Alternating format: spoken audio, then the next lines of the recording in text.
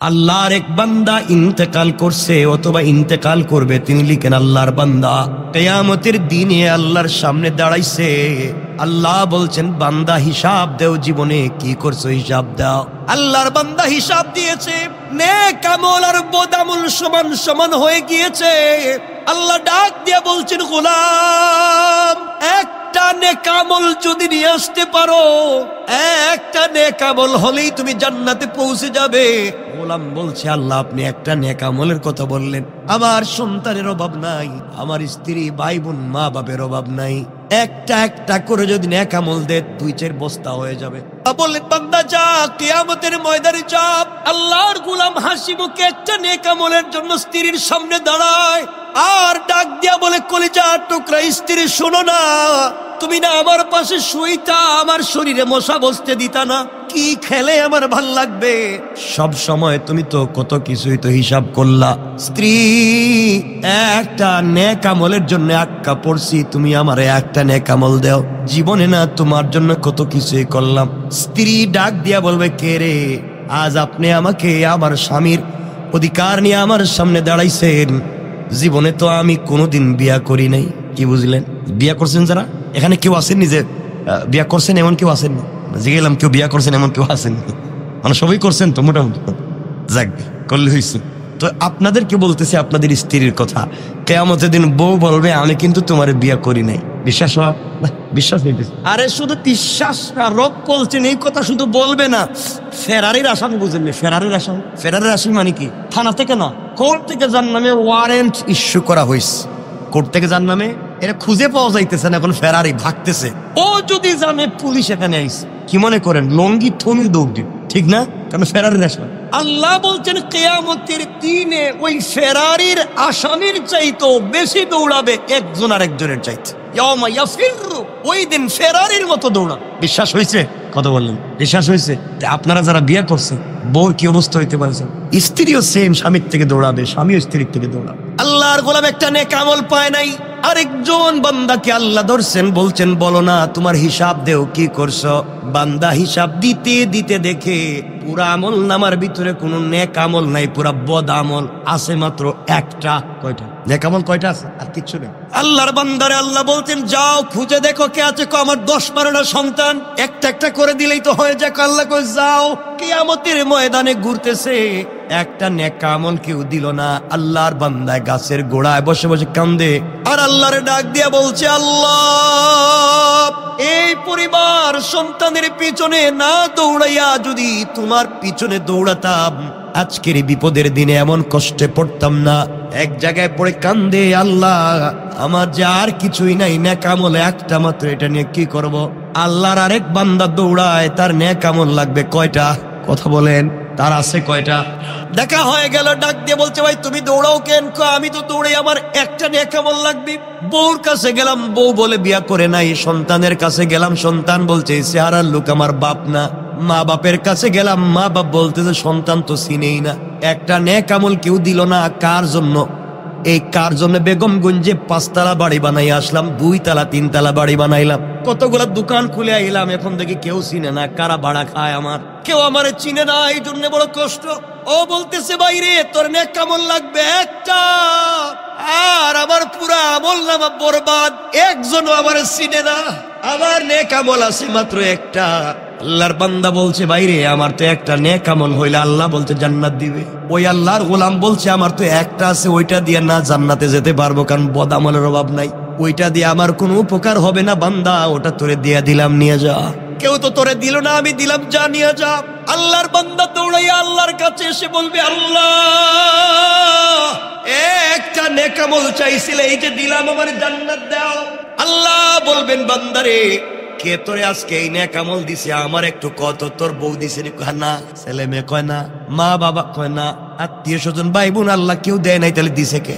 আজকের এই বিপদের দিনে তোর সাহায্য করলো কে? আল্লাহর গোলাম বলছে আল্লাহ কিয়ামতের মাঠের কর্নারে এক বান্দা একটা নেক আমল নিয়ে কান্দি, তার আর কিছু নাই। কেউ তার সহযোগিতা করলো না। সে বলছে আমি এক নেক আমল নিয়ে কই যাবো, আমাকে তো জান্নাত দিবে না আল্লাহ। দিন শেষে আমার তো নেক আমল মাত্র আছে একটা, এটা থাকলে কি আর না থাকলে কি। এখন তো একমাত্র রবের দয়ার উপরে আমার ভরসা, আর কিছু নাই। কারণ একটা নেক আমল থাকলেও ভরসা আল্লাহর উপরে, না থাকলেও ভরসা আল্লাহর উপরে। এর চাইতে তোরে দিলাম, যা ওইটা নিয়ে তুই জান্নাতে যা। কারণ যাদের জন্য জীবনে এত বালাই করছি, কারো বালাই উপকারে আসে নাই। আজ তোর একটা বালাই করে দিলাম রে, আমার উপকারে না আসলেও তোর তো জান্নাত হয়ে যাবে। আল্লাহ ওই গোলাম আমার একটা নেক আমল দিছে, আল্লাহ গরম হয়ে গেছে। আজকের দিনে এত বড় দানশীল কে দাতাকে, আমার চাইতে বড় দাতার নাই। কে রে দানশীল আজকে একটা নেক আমল দিয়ে ওরে সহযোগিতা করলো, রে আমার কাছে নিয়ে আস। ওরে যখন আনা হচ্ছে ও বলতেছে আল্লাহ আমার কোনো দোষ নাই, আপনি আমার উপরে আর আযাব দিয়েন না। এমনি ছিল একটা, ওটাও নাই, এখন আর বান্দি আমার লাভ কি। আল্লাহ বলবেন গোলাম রে নেক আমল তো একটা ছিল, এটাও দিয়া দিলে, এখন তো কিচ্ছু নাই, এখন কেমনে জান্নাত যাবে বল না, আমাকে একটু বল।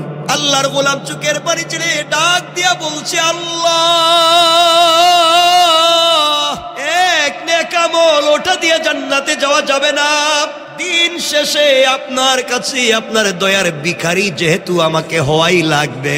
আমি চিন্তা করছি এক নেক আমল দিয়া যদি ওই বান্দা জান্নাতে চলে যায়, আমি যদি জাহান্নামেও যাই, আল্লাহ তোমার দয়া তোমার মায়া ছাড়া তো আমার বাঁচবার পথ নাই। আল্লাহ বলেন বান্দারে আজকের সময় এসে তুমি আমাকে চিনতে পেরেছো, তুমি বুঝতে পেরেছো আমি রবের দয়া ছাড়া কোনো পথ নাই। আমি আল্লাহ খুশি হইয়া গেলাম, তোমার আমল নামায় যতগুলা গুনাহ ছিল ওই পরিমাণ সওয়াব লাগাইয়া দিলাম। যাও যাও জান্নাতের ভিতরে চলে যাও। এই জন্য ছোট্ট থেকে ছোট্ট আমলের হিসাব নিবেন কে? জোরে বলেন না কে? আল্লাহ। আপনাকে আমাকে হিসাব দিতে হবে। আপনি আমাকে হিসাব দিয়েই দুনিয়ার থেকে বিদায় নিয়া কবরে গিয়া হিসাব দিতে হবে, মিজানে পুলসিরাতে হিসাব দিতে হবে। বাঁচবার কোন পথ আর পদ্ধতি আপনার আমার নাই। কথায় কথা চলে এসেছে মনে করাইয়া দেওয়ার জন্য আপনাদেরকে বলতেছি, দুনিয়ায় সন্তান বানাইয়া যা, দুনিয়ায় নেক সন্তান বানাইয়া যা। এই জন্য আপনাদের কাছে আমি একটা কথা বলতে চাই, দুনিয়া কি সন্তান বানাইবেন? আবার বলেন না নেক সন্তান মানে কি? হ্যাঁ, নেক সন্তান মানে যে আল্লাহরে চিনে, কেউরে চিনুক আর না চিনুক, চিনে কারে ওই সন্তান নেক। দেখবেন নেক, আপনি বলতে আমার নেক সন্তান, দাড়িও আছে, টুপিও আছে, জুব্বা হুজুর, মাঝে মাঝে তসবিও পড়ে, লম্বা জুব্বা লাগায়, মসজিদে সবার আগের কাতারে বসে থাকে, তো মাঝে মাঝে গেঞ্জা খায় মাঝে, বুঝেন নেই, মাঝে মাঝে আমার পকেটও চুরি করে, তুলে নেক সন্তান। রবের ভয় তার ভিতরে ঢুকে নেই। সে যাই করুক, রবের ভয় ঢুকে গেলে ওই বান্দাকে আল্লাহ তাআলা দুনিয়া সম্মানিত করে দিবেন। পড়েন সুবহানাল্লাহ। আপনাদেরকে বলছি কিনা আমার মনে পড়ে না, আমি কি আপনাদেরকে বলছি কয়েকদিনে হাসান আল বসরি রহমতুল্লাহ আলাইহির কোনো ঘটনা, যে তিনি গুরুস্তানিকে দোয়া করছিলেন? বলছি 1 মিনিটে বলে দিই, কষ্ট হবে না তো? হাসান আল বসরি রহমতুল্লাহ আলাইহি খুব ছোট মাপের ওলি ছিলেন না বড়? কথা বলেন না কেন, ছোট না বড়? বড় হলেছে। একদিনে গুরুস্তানের কাছে গেছে, গিয়া বুঝতে পারলেন, মোরাকাবা করলেন যে এখানে খুব বেশি আযাব হচ্ছে। কি হচ্ছে? আযাব হচ্ছে। তিনি দোয়া দরুদ পড়লেন, ইস্তেগফার করলেন, এখানে সওয়াব বকশাইয়া দিলেন। মোরাকাবায় গিয়ে খুব চিন্তা করলেন, দেখি তো কবরের অবস্থা কি। তাকাইয়া দেখেন, খুব মনোযোগ দিয়ে পুরা কবরবাসী লাইন ধরে সওয়াব নিতেছে। কি নিতেছে?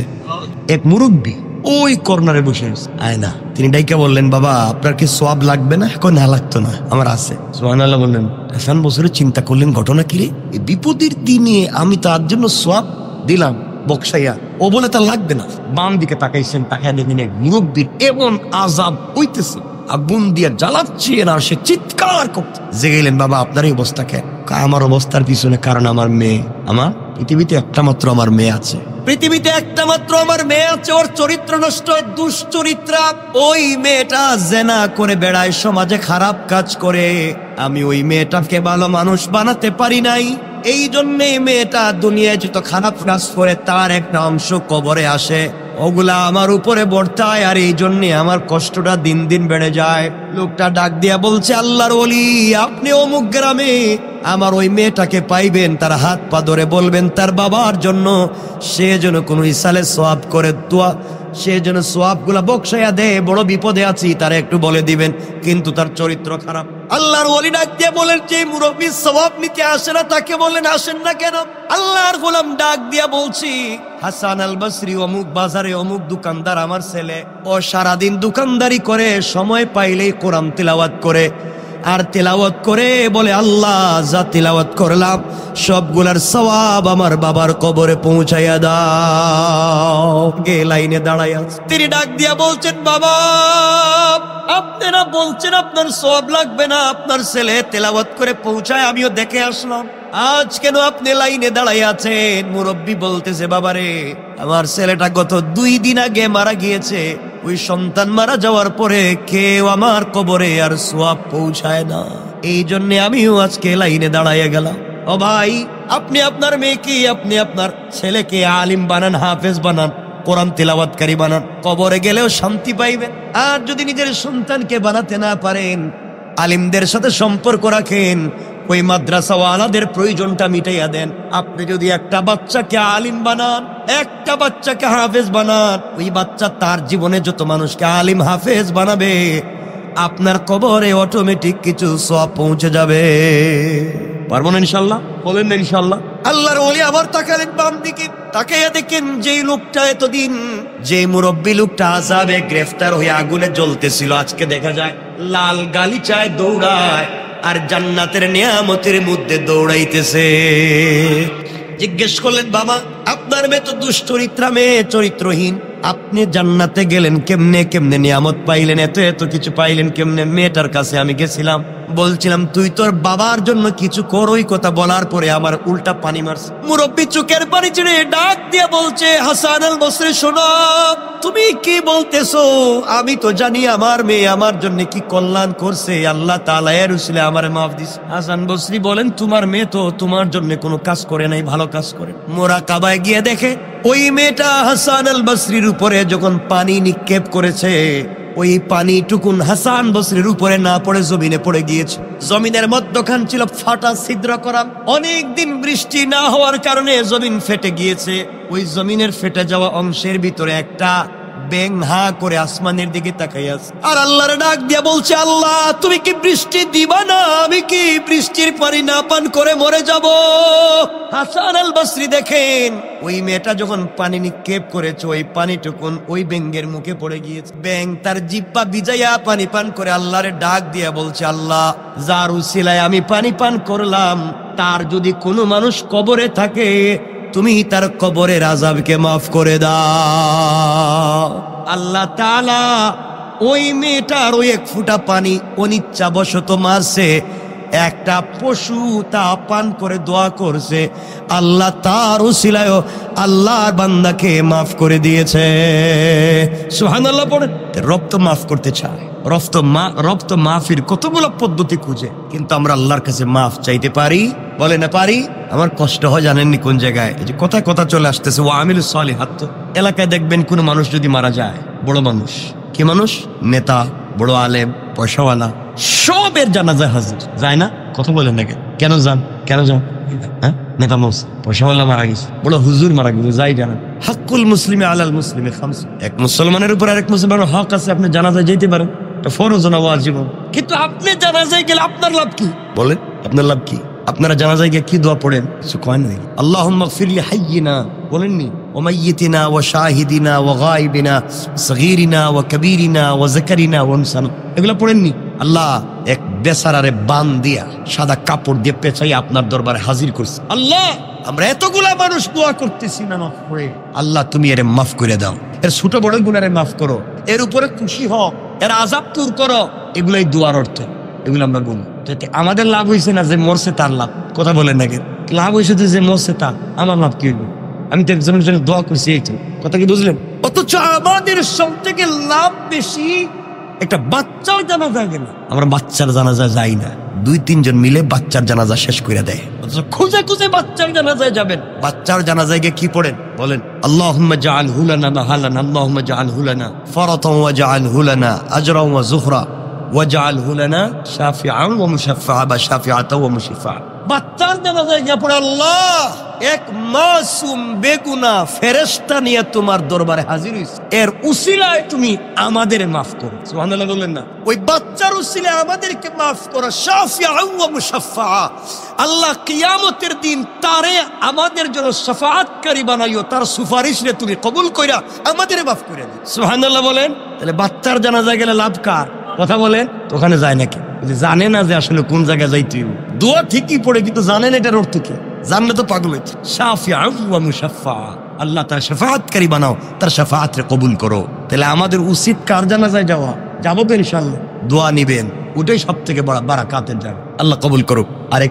আরেকটু আজকের থেকে আমরা নামাজ ছাড়বো না। কয়দিন? নামাজ ছাড়বো না, সময় মতো পড়বো ইনশাআল্লাহ। আস্তে আস্তে ওযু করব, আস্তে আস্তে নামাজে খুশু আদায় করব, আস্তে আস্তে সাজদায় গিয়ে রবের সঙ্গে কথা বলবো। আল্লাহ বলেছেন, বান্দা তুমি নামাজে আসো, আর কিছু লাগবে না, তুমি আসো, তুমি শুধু আসো। আমি রব কথা দিলাম, তোমার জিন্দেগির সকল চাহিদা আমি পুরা করে দেওয়ার ওয়াদা দিলাম। আমরা পারবো না ইনশাআল্লাহ? এই জন্য কথাগুলা দিল দিয়া শুনে নেবার কি বলতে চাই। আল্লাহ রাব্বুল ইজ্জতুল জালাল বলছেন, বান্দারে এই দুনিয়ার জমিনে তুমিও বেশি দিন থাকবা না, আমিও এই দুনিয়ার জমিনে তুমি বেশি দিন থাকবা না। আজ না হয়ে কাল চলে আসতে হবে। বান্দা দুনিয়ার জমিনে শুধু শুধু সম্পদ রাইখা আইসো না, ওগুলাকে আমার রাস্তায় কাজে লাগাই আসো, সন্তানগুলাকে আমার রাস্তায় কাজে লাগাই আসো। বান্দারে তুমি কবরে যাওয়ার আগে আগে, কবরে আসার আগে আগে ভালো করে কবরের সামান নিয়ে কবর পর্যন্ত আইসো।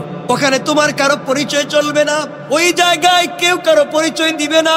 কিয়ামতের দিনে মুসিবতের সময় আমার আমলনামা যদি আমার ডান হাতে না আসে, এই পৃথিবীতে বেঁচে থেকে কোনো লাভ নাই, এই পৃথিবীতে কল্যাণের কাজ করে লাভ নাই। যদি কিয়ামতের দিন আপনার আমার আমলনামা আপনার আমার ডাইন হাতে না আসে, কিয়ামতের দিনে আমলনামা যদি ডান হাতে চলে আসে, তার যে আনন্দ ঘুরে বেড়াবে, এই যে দেখো আমার আমলনামা ডান হাতে। আর যার বাম হাতে আমলনামা চলে আসবে, তার কষ্টের আর শেষ থাকবে না। এই জন্য কিয়ামতের দিনে মুসিবতের সময়ে কান্নাকাটি করার চাইতে জীবিত থাকতে কাঁদতে হবে। আপনি আমি এখনো জীবিত আছি, আপনি আমি আব্দুল কাদের জিলানী, মুঈনুদ্দিন, শাহজালাল, শাহপরানের চাইতে আমি আর আপনি এখন এই মুহূর্তে দামি। কথা বলে না কেন? শাহজালালের চাইতে, শাহপরানের চাইতে, মুঈনুদ্দিন চিশতির চাইতে, আব্দুল কাদের জিলানীর চাইতে তুমি আমি এখন দামি। কারণ আব্দুল কাদের জিলানী চাইলে এই মুহূর্তে তিলাওয়াত করতে পারবেন না, চাইলে ইস্তেগফার করে দোয়া করতে পারবেন না। তুমি আমি এখনো জীবিত, চাইলে এখনো তওবা ইস্তেগফার করতে পারি। এই জন্যে বাবা, আল্লাহর ওয়াস্তে কিয়ামতের দিন গিয়ে হাজার হাজার হাজার হাজার নেক আমল নিয়ে গিয়ে লাভ হবে না যদি দুনিয়ার জমিনে আমরা বিপদগ্রস্ত হয়ে যাই। এই জন্য একটা সেজদার কত দাম, একটা সেজদার কত দাম। আসমান জমিনে যা আছে সব বিক্রি করে দিলেও মুমিনের একটা সেজদার দাম হবে না। এই কথা বলে আমরা আলোচনা শেষ করব, বলতে বলতেই লম্বা করে দিয়েছি। এবার মনোযোগ দিয়ে শুনেন কি বলতে চাই। আল্লাহ তাআলা জিবরিল আমিনকে যখন সৃষ্টি করলেন, জিবরাইল বলছেন, আল্লাহ আপনার সঙ্গে আমি কিছু পার্সোনালি স্পেশালি কথা বলতে চাই। আল্লাহ বলছেন, জিবরাইল বলো না। জিবরাইল বলছেন, আল্লাহ আপনার কাছে আমি জানতে চাই, বলো না কি করলে তোমাকে সন্তুষ্ট করা যাবে। আল্লাহ আমি চাই না তুমি কোনোদিন আমার উপর অসন্তুষ্ট হয়ে যাও, আমি চাই পুরা জিন্দেগি তুমি আমার উপরে সন্তুষ্ট থাকো। কি করতে হবে? আল্লাহ বলেন, জিবরাইল কি করতে চাও? তুমি যদি আমাকে সন্তুষ্ট করতে চাও, তাইলে আরশ, কুরসি, লৌহ কলম, জান্নাত, জাহান্নাম, যা সৃষ্টি করেছি যা সৃষ্টি করি নাই, সব যদি তুমি আমার কদমে রেখে দাও, আমাকে খুশি করতে পারবে না। আয় আল্লাহ আমি তো খুশি করতে চাই, তাহলে কি করা লাগবে? আল্লাহ বললেন, জিবরাইল পুরা পৃথিবী দিলে খুশি হব না, জান্নাত দিলে খুশি হব না, কিন্তু কেউ যদি আমার কদমে সিজদায় পড়ে ডাক দিয়া পড়ে সুবহানা রাব্বিয়াল আলা, আমি আল্লাহ বান্দার উপরে খুশি হয়ে যাই, জিবরাইল খুশি হয়ে যায়। এই কথা শুনে জিবরিল আমিন মুস্কি হাসলেন। আল্লাহ তাহলে আর কোনোদিন আপনি আমার উপরে অসন্তুষ্ট হতেই পারবেন না, কারণ এমন কাজ আমি করব পৃথিবীতে, এই কাজ আর কেউ ভবিষ্যতে করতে পারবে না। এই বলে জিবরিল আমিন সিজদায় পড়ে গেলেন। কেউ বলছেন জিবরাইল সিজদা করলেন একাধারে 30,000 বছর সিজদা করলেন, আর কেউ বলছেন 70,000 বছর জিবরিল আমিন একাধারে আল্লাহর কদমে সিজদা করলেন। মাথা উঠায় না, বলছে আল্লাহ তুমি সন্তুষ্ট না হলে আমি কিন্তু মাথা উঠাবো না। এতদিন পরে আল্লাহ বলছেন মাথা উঠাও। জিবরিল আমিন মাথা উঠালেন। আল্লাহ এত লম্বা সেজদা করছি, আমার মনে হয় কিয়ামত পর্যন্ত এত লম্বা সেজদা দেওয়ার মতো কেউ হায়াত পাবে না। তুমি বলো না আমি তোমাকে সন্তুষ্ট করতে পারলাম কিনা, তুমি খুশি হইলে কিনা। আল্লাহ বলছেন জিবরাইল, এই প্রশ্নের জবাব জানবার আগে আমার আরশে আজিমের দিকে একবার তাকাও। জিবরিল আমিন বলছেন আল্লাহ আপনার কাছে জবাব চাইলাম, সেজদা দিলাম, খুশি হইলেন কিনা জানতে চাই। আর তুমি বলো আরশে আজিমের দিকে তাকাবো, ওখানে কি? আরশে আজিমের দিকে তাকাইয়া দেখো ওখানে লেখা লা ইলাহা ইল্লাল্লাহু মুহাম্মাদুর রাসূলুল্লাহ। আল্লাহ ৭০,০০০ বছর সেজদা করলাম, তুমি সন্তুষ্ট কি না জানতে চাইলাম। আর তুমি কি না আমার কালিমা দেখাইয়া দিলা। এই কালিমা দিয়ে আমি কি করব? এই কালিমার সঙ্গে আমার সম্পর্ক কি? আল্লাহ বলেন শোনো জিবরাইল, শোনো, এবার শোনো। তুমি যদি জবাব জানতে চাও এবার শোনো জিবরাইল, এই কালিমা এই জন্য তোমার দেখাইয়া দিলাম, তুমি ৭০,০০০ বছর সেজদায় পড়ে বলতে চাইছো আমি খুশি হইলাম কিনা। জিবরাইল, জিবরাইল রে, এই কালিমা আখিরি জামানার পয়গম্বরকে আমি হাদিয়া করব। আখিরি জামানার পয়গম্বর আমার কলিজার টুকরা বন্ধু হাবিবুল্লাহর উম্মতেরা দুনিয়ার জমিনে যাওয়ার পরে প্রতিদিন ১৭ রাকাত নামাজ ফরজ পড়বে। কত রাকাত সবাই বলেন না? ফজরের নামাজ ২ রাকাত, জোহরের নামাজ ৪ রাকাত। কত হইল? কত হইল? আসরের ৪ কত হইল? মাগরিবের ৩ কত হলো? ইশার ৪ কত হলো? আল্লাহ বলেন আখিরি জামানার উম্মতেরা আমার গোলামেরা প্রতিদিন কমপক্ষে ৭০ রাকাত সালাত ফরজ পড়বে। ৭০ রাকাত সালাত ফরজ পড়বে, প্রতিদিন ৫ ওয়াক্ত নামাজ ফরজ পড়বে, ৫ ওয়াক্তে ৭০ রাকাত সালাত ফরজ পড়বে। প্রত্যেকটা রাকাতে কমপক্ষে ২টা করে সেজদা দিবে, প্রত্যেকটা সেজদায় কমপক্ষে ৩ বার করে পড়বে সুবহানা রাব্বিয়াল আলা। জিবরাইল শুনে রাখো, ৭০,০০০ বছর সেজদা দিয়া খুশি হইছি কিনা জানতে চাও? আখিরি জামানের গোলামেরা সেজদায় গিয়ে একবার যখন পড়বে সুবহানা রাব্বিয়াল আলা, তার একবারের সুবহানা রাব্বিয়াল আলা বলার কারণে যেই মর্যাদা, যেই সম্মানের মালিক হবে, তুমি ৭০,০০০ বছর সেজদা করে যেই মর্যাদা পাও নাই, আল্লাহর গোলাম একবার সেজদায় গিয়া সুবহান রাব্বিয়াল আলা বলবার পরে তোমার চাইতেও কোটি কোটি গুণ বেশি মর্যাদার মালিক হয়ে যায়। আল্লাহু আকবার।